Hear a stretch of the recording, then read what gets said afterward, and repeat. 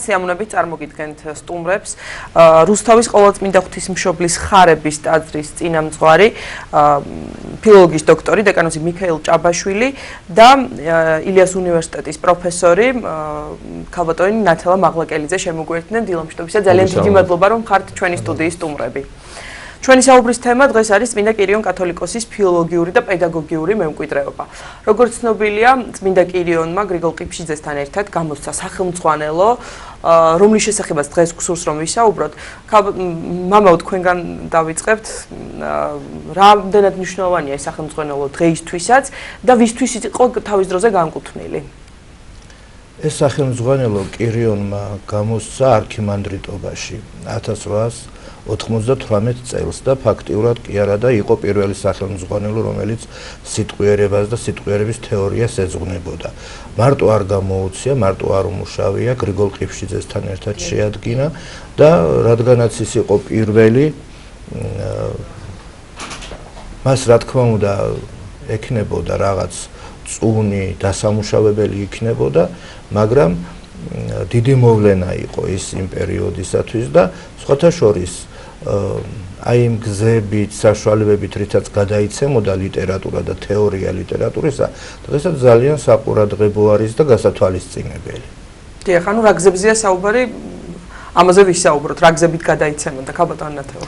კარგით, მაშინ მე მოკლედ ვიტყვი, უფრო ბოლოდან დავიწყებ. ამ წიგნის გამოცემის შემდეგ მრავალი კრიტიკული წერილი დაიბეჭდა სახელმძღვანელოს ავტორს აკრიტიკებდნენ იმის გამო, რომ მას არ ჰქონდა მეთოდიკური აპარატი ნორმალურად შემუშავებული, რუსულის გავლენა იგრძნობოდა და მართლაც იგრძნობოდა და ამას წინასიტყვობაში თვითონაც აღნიშნავენ ავტორები, რომ ჩვენ ქართული მასალა ხელთ არ ჰქონდაო და ამიტომ იძულებულები გავხდითო, რომ რუსული მასალით გვეხმძღვანელო ბელოუსოვის წიგნის გავლენა იგრძნობა ძალიან დიდი, მაგრამ ყველაზე საინტერესო მაინც იმით გახლავთ წიგნი, რომ აი ამ კრიტიკოსების შენიშვნას ჩვენმა ავტორებმა მოკლედ უპასუხეს ამ ფრაზით და ამ ფრაზასა და თანამედროვე პედაგოგიკას შორის მინდა პატარა პარალელი გავავლო. როდესაც ისინი საყვედურობენ ავტორებს იმის გამო, რომ ტექსტები არ არის მზამზარეულად მოცემული წიგნში და თავარი ნაკლი წიგნისა ის არის, რომ ეს არ არის მზამზარეული მასალაო. ავტორები ასე პასუხობენ. ვინც ის იქნებ ხანდახან სჯობდეს, რომ თვით შეგირდმაც გაზრას გონება და თვისის ჭკუით იმოქმედონ, თვისით მოსძებნონ ადვილი მაგალითები, ამა თუ იმ სალიტერატურო და სასტილისტიკო მოვლენებისა. აბატონო, გავავლოთ პარალელი სწავლების სწავლასა და კირიონ მეორისა და გრიგოლ ყიფშიძის მეთოდიკურ მემკვიდრეობას შორის. განმავითარებელ სწავლებას ესენი ჯერ კიდევ როდის ლაპარაკობდნენ მაშინ, როდესაც ტერმინიც კი არ არსებობდა, რა. და სახელმძღვანელოც ამ სტილით გახლავთ აგებული. თუმცა დღევანდელი გადასახედიდან მას რა თქმა უნდა ბევრი სადავო აქვს, ბევრი ასე ვთქვათ, ნაკლი პედაგოგიური თვალსაზრისით დღევანდელი კუთხით თუ შევხედავთ მას, თუმცა მაინც უნდა ვთქვათ, რომ ეს იყო წინ გადადგმული ნაბიჯი, არა მხოლოდ ქართულ ფილოლოგიურ აზროვნებაში, არამედ ქართულ პედაგოგიურ აზროვნებაშიც. ეს საკმაოდ მაღალი დონის წიგნი იყო, რომელიც დიდ სამსახურს უწევდა ჩვენ სკოლებს მაშინ, როდესაც ქართული ენა და ლიტერატურა განდევნილი იყო სკოლებიდან, როგორც სასწავლო დისციპლინა ისე შეისწავლებოდა ისიც აქა-იქ და ალბათ აი ამ ნაკლოვანების აღმოსაფხვრელად გამოიცა სწორედ ეს წიგნი და დიდხანს ემსახურებოდა სკოლებს, როგორც ვიცი, მამაო, ასე არ არის. დიდხანს საბჭოთა გასაბჭოების შემდეგაც 1925 წლის ჩათვლით ის იყო მიმოქცევაში, ასე ვთქვათ, სკოლებში იყო შესული, რამდენჯერმე სამჯერ გამოიცა და სხვათა შორის რომ იტყვიან დიდი როლი შეასრულა ქართული ლიტერატურის სწავლების საქმეში. აი დღეს კი ამის შესახებ აღარ საუბრობენ და ნაკლებად იციან, მაგრამ აი კირიონის და გრიგოლ ყიფშიძის ამ წიგნმა ამდენი ხანი იმუშავა, ასე ვთქვათ, თაობები აღზარდა და მაღალი გემოვნებითა და ეროვნული თვითშეგნებით. ამ წიგნის მიზანდასახულობა სწორედ ის იყო, რომ ქართველ ბავშვს სცოდნოდა ფოლკლორიც წარსულში მოღვაწე სასულიერო პირების შემოქმედებაც, რა თქმა უნდა, საერო ლიტერატურაც და გაესიგრძე განებინა თუ რომელი ქვეყნის შვილი იყო, რადგანაც ჩვენ ვიცით, რომ იმ ეპოქის მე-19 სადაც იმ დროს, როდესაც კირიონი მოღვაწეობდა, იაკობ გოგებაშვილის, ილია ჭავჭავაძის, თვითონ კირიონის და სხვა სასულიერო პირების ოცნება და სურვილი იყო, რომ ახალი თაობის ადამიანი ჩამოეყალიბებინათ.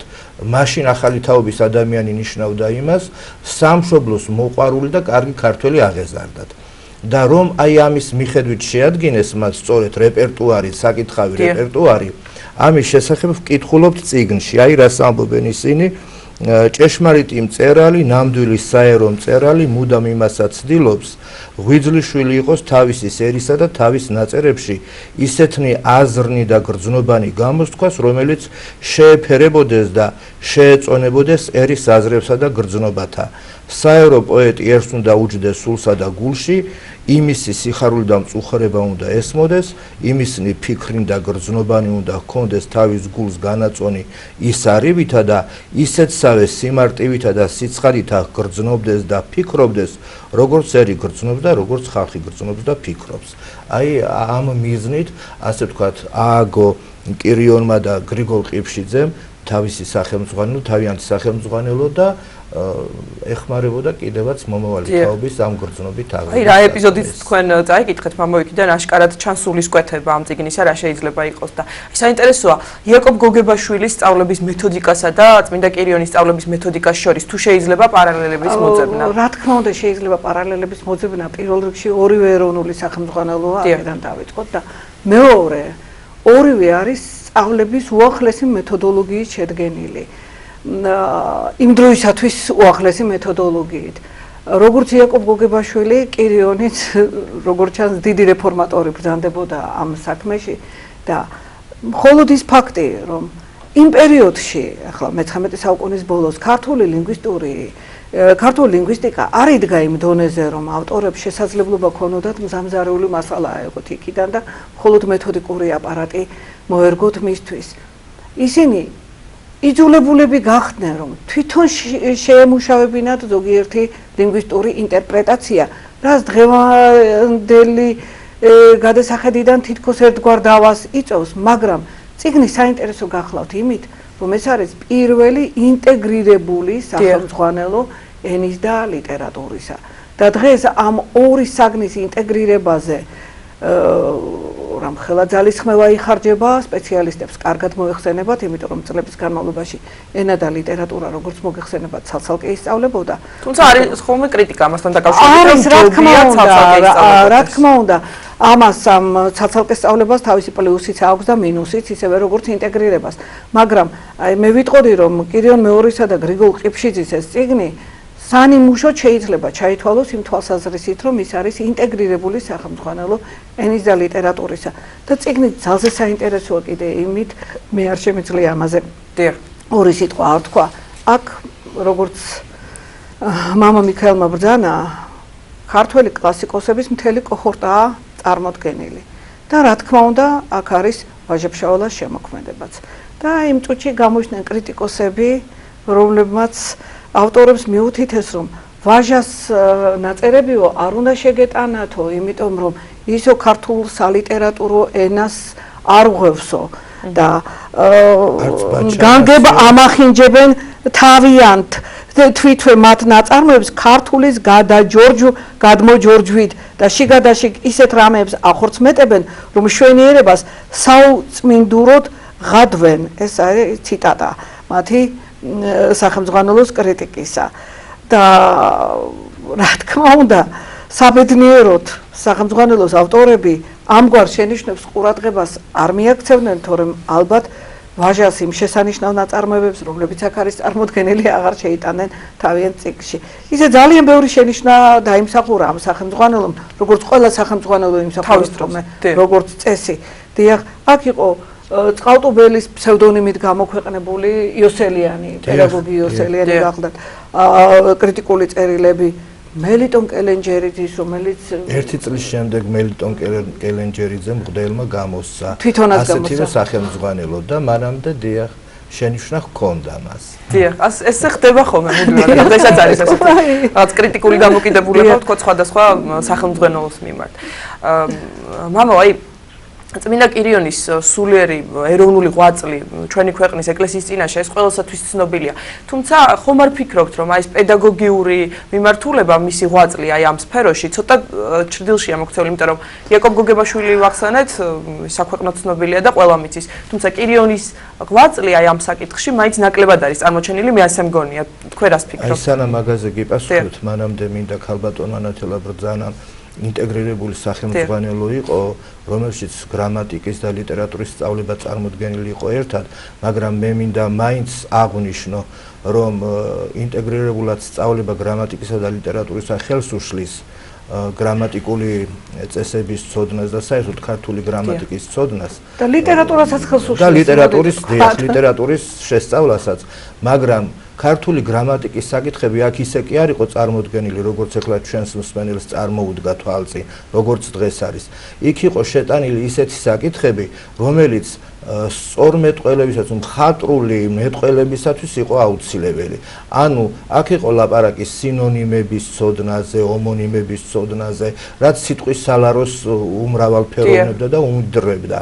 მოსწავლეს, თორე იქ არ იყო არსებითი სახელის სწავლება, არც მეტყველების ნაწილების, არც სინტაქსის, არც მორფოლოგიის საკითხების სწავლება, მხოლოდ რაც საჭირო იყო მხატვრული მეტყველებისათვის, ის საკითხები იყო შეტანილი. ახლა რაც შეეხება მის პედაგოგიურ მოღვაწეობას, საერთოდ გრიგოლ ყიფშიძეც და წმინდა კირიონიც ორივე პრაქტიკოსი მასწავლებლები იყვნენ. სანამ ესე იგი კირიონს აკურთხებდნენ ეპისკოპოსად, ის ბევრ ადგილას მოღვაწეობდა როგორც მასწავლებელი, ასწავლიდა ქართულს, რუსულს, გეოგრაფიას, მას დიდი გამოცდილება ჰქონდა თავისთავად ცხადია. ჩვენ ბევრი ცნობა ალბათ არ მოგვეპოვება იმის შესახებ, როგორ ატარებდა ის გაკვეთილებს და რა მეთოდებს მიმართავდა, მაგრამ ერთ-ერთი მისი თანამედროვე, რომელიც მოსწავლე იყო კირიონისა, წერს, რომ საინტერესო მეთოდი ჰქონდა, როგორ დაეინტერესებინა ბავშვები, რომ წაეკითხათ წიგნი. მოვიდოდაო, შემოიტანდა წიგნსო.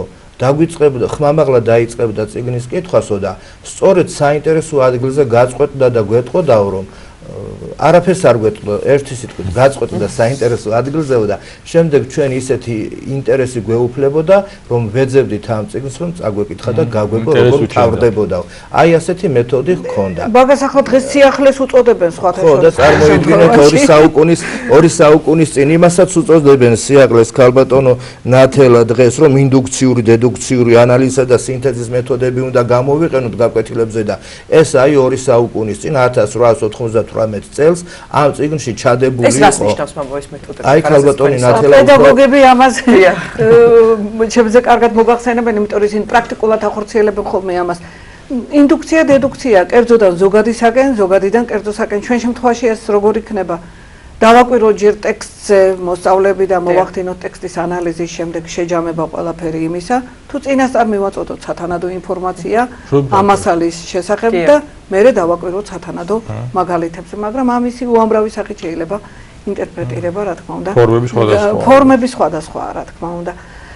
აი ბატონმა მიქაელმა ბრძანა აქო ენის და ლიტერატურის ინტეგრირება ისე არ არისო, როგორც წარმოუდგენია ჩვენს მსმენელსო და ცამდე მართალი ბრძანდებით მამაო, იმიტომ რომ აქ მეტყველების ნაწილები კი არ არის და წინადადებების გარჩევა, როგორც ტრადიციულად ჩვენ წარმოგვიდგენია ენის სწავლება, აქ წინა პლანზე არის წარმოდგენილი, ნახეთ რა საკითხები.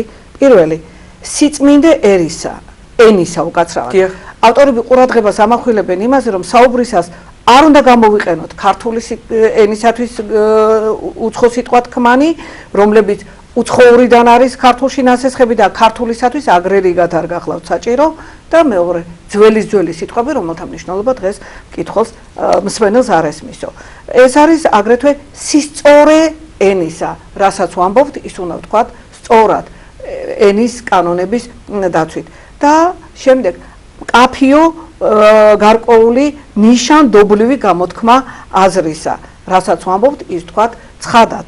და ბოლოს სურათიანობა ენისა, ხატრული გამოსახვის საშუალებების გამოყენება და კეთილხმოვანება ენისა, აი აქ უკვე მოგახსენებთ რას გულისხმობენ ისინი ამაში, კეთილხმოვანების წესი მოითხოვს, რომ დაწერილი ადვილი გამოსათქმელი იყოს და საამო მოსასმენი.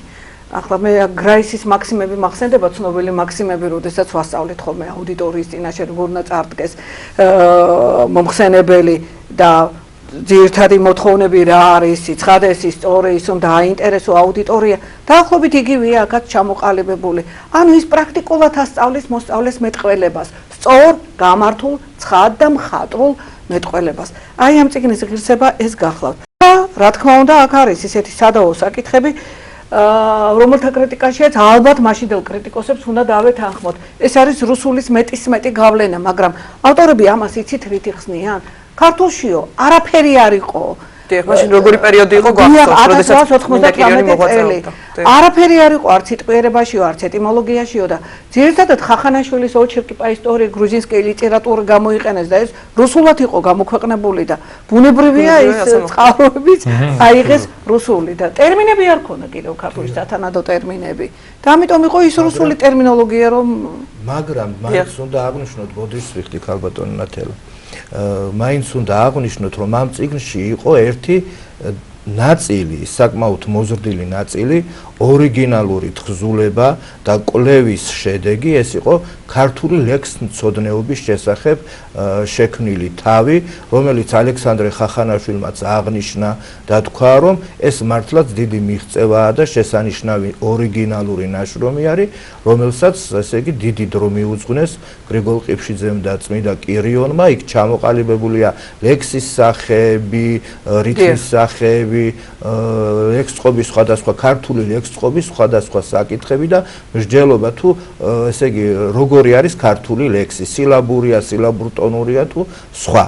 ეს არის ძალიან მნიშვნელოვანი, იმიტომ რომ ეს ორიგინალური მართლაც ქართული და მათი კვლევის შედეგი გახლავთ. დიახ. აი ალბათ ახლა ვინაიდან საუბრობთ განათლების საკითხებზე, გვერდს ვერ ავუვლით იმასაც, რომ ამ დღეებში გავრცელდა ინფორმაცია იმის თაობაზე, რომ მასწავლებლების დიდმა ნაწილმა ზღვარი ვერ გადავახა, 83%-ია ხო საუბარი. აი ამ ფონზე რამდენად მნიშვნელოვანია, რომ წმინდა კირიონის პედაგოგიური ღვაწლი, აი სწორედ სახელმძღვანელო და საკითხები თქვათ, რომელზეც თქვენ ისაუბრეთ, რომელიც ესადაგება შეიძლება თანამედროვეობას, აქტუალური გავხადოთ და რაღაცნაირად განათლების სისტემაში გათვალისწინებული იქნას. რას გვეტყვით ამაზე? მე ერთ რამეს მოგახსენებთ, ჩაჭრილი მასწავლებლები ასე მოგახსენებთ მათ. ამ მასწავლებლების ჩაჭრას მრავალი მიზეზი აქვს. გობრებოდა ასე მარტივად გამოცხადება იმისა, რომ ეს მასწავლებლები არიან ოროსნები და წარუმატებლები, არ შეიძლება ნამდვილად. რა თქმა უნდა, ის მასწავლებლთა პროფესიული განვითარების სქემა, რომელიც ჩვენმა სამინისტროში შეიმუშავა, არის შორსმიმავალი ძალიან და შორეულ შედეგებზე გამიზნული ეს გუში ჩვენმა მინისტრმა ძალიან გასაგებად აღნიშნა. თუ მიაქციეთ ყურადღება, ძირითადად ამ ბარიერ გადაულახავ მასწავლებლებს შორის ერთადად იყვნენ დაწყებითი კლასების მასწავლებლები. რატო? მე ჩემ აზრს მოგახსენებ, თუმცა რა თქმა უნდა შეიძლება სწორი არ იყოს ეს აზრი. პირველი ის რომ მათ ერთის საგნის ცოდნა არ ევალებათ მხოლოდ. საგნის მასწავლებლებმა თუ დააკვირდეთ, თქვენ წარმატებით ჩააბარეს ასერტიფიკატო გამოცდები და არასოდეს არ ატეხილა ასეთი ამბავი როგორც ახლა ატყდა. ახლა ძირითადად დაწყებითის მასწავლებლები გადიოდნენ. დაწყებითის მასწავლებას კი ერთდროულად უხდება სამი საგნის სწავლების მეთოდიკით ჩაბარება. ეს არის ქართული, მათემატიკა და ბუნების მეტყველება და ბუნების მეტყველებას რაც შეეხება ეს ძალიან ფართო სფეროა, თქვენ მოგეხსენებათ, აქ არის ფიზიკა, აქ არის ქიმია, ასტრონომია, გეოგრაფია, ბიოლოგია, თავის სახეები და აქედან ყველა ელემენტების ცოდნა მოეთხოვება მასწავლებას. ელემენტებს კი ვამბობ ჩვენ, მაგრამ მთლიანი პროგრამის ცოდნა მოეთხოვება და ასე რომ ცოტა რთულია დაწყებითი კლასების მასწავლებლების ტესტები და თლად ნუ გაუბრაზდებით ჩვენ ამ მასწავლებლებს და ნუ ვიტყვით რომ ისინი წარუმატებლები არიან. მე მეცაც გეტყვით ძალიან ბევრი ჩემი ყოფილი სტუდენტი რომელიც დღეს სკოლაში მოღვაწეობს სერტიფიცირებული გახლავთ უკვე ჩაბარებული აქვთ მათ ეს გამოცდები, თუმცა გაკვეთილის ჩატარების დონით ისინი ვერ გაუთანაბრდებიან იმ მასწავლებლებს, რომლებსაც ეს საგანი ჩაბარებული არ აქვს. ანუ ეს სერტიფიცირებაც გარკვეული პირობითია და ეს არ არის ერთადერთი, რის მიხედვითაც შეიძლება მასწავლებლის მუშაობა შევაფასოთ და საბედნიეროდ ეს ჩვენ სქემაში არის ჩადებული. ახლა თქვენს შეკითხვის მეორე მხარეს კირიონის მემკვიდრეობა შეიძლება თუ არა გამოვიყენოთო. რა თქმა უნდა შეიძლება გამოვიყენოთ, მაგრამ არა იმ სახით, რა სახითაც ეს კირიონა და გრიგოლ კიფშიძემ დატოვეს. გარკვეული ადაპტირება, გარკვეული ცვლილებები აქ აუცილებელი გახლავთ და მე შემიძლია თქვა, რომ აი ლიტერატურის სახელმძღვანელოები როცა დგება უფროსი კლასებისათვის, აი იქ ავტორშემდგენლებს ალბათ ბევრი რაღაცის აღება დასჭირდებათ ამ სახელმძღვანელოებიდან, კი? ბევრი რაღაცა შეიძლება საინტერესო ნახოს. ქალბატონ ნათლია, ნახოს კი არა.